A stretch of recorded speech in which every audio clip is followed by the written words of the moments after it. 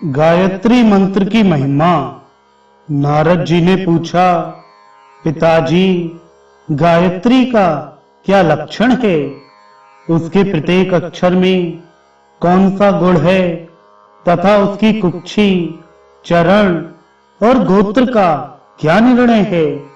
इस बात को स्पष्ट रूप से बताइए। ब्रह्मा जी बोले, वत्स, गायत्री मंत्र का छंद गायत्री और देवता सविता निश्चित किए गए हैं। गायत्री देवी का वर्ण शुक्ल, मुख अग्नि और ऋषि विश्वामित्र हैं। ब्रह्मा जी उनके मस्तक स्थानीय हैं। उनकी शिखा रुद्र और हृदय श्री विष्णु हैं। उनका उपनयन कर्म में विनियोग होता है। गायत्री देवी सांख्यायन गोत्र में उत्पन्न हुई हैं। तीनों लोग उनके 3 चरण है। पृथ्वी उनके उदर में स्थित है। पैर से लेकर मस्तक तक शरीर के 24 स्थानों में गायत्री के 24 अक्षरों का न्यास करके द्विज ब्रह्मलोक को प्राप्त होता है तथा प्रत्येक अक्षर के देवता का ज्ञान प्राप्त होने से विष्णु का सायुज्य मिलता है। अब मैं गायत्री का दूसरा निश्चित लक्षण बतलाता हूँ। वह 18 अक्षरों का यजुर मंत्र है। अग्नि शब्द से उसका आरंभ होता है और स्वाहा के हकार पर उसकी समाप्ति। जल में खड़ा होकर इस मंत्र को 100 बार जप करना चाहिए। इससे करोड़ों पातक और उपपातक नष्ट हो जाते हैं तथा जप करने वाले पुरुष ब्रह्म हत्या आदि पापों से मुक्त होकर मेरे लोक को प्राप्त होते हैं। वह मंत्र इस प्रकार है। ओम अग्निर्वाक पुंसे यजुर्वेदेन जुष्टा सोमं पेय स्वाहा।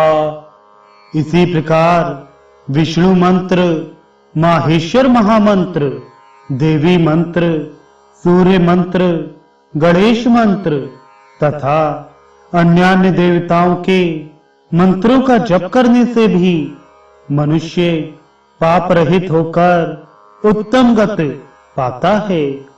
जिस किसी कुल में उत्पन्न हुआ ब्राह्मण भी यदि जप परायण हो तो वह साक्षात ब्रह्म स्वरूप है। उसका यत्न पूर्वक पूजन करना चाहिए। ऐसे ब्राह्मण को प्रत्येक पर्व पर विधि पूर्वक दान देना चाहिए। इससे दाता को करोड़ों जन्मों तक अक्षय पुण्य की प्राप्ति होती है।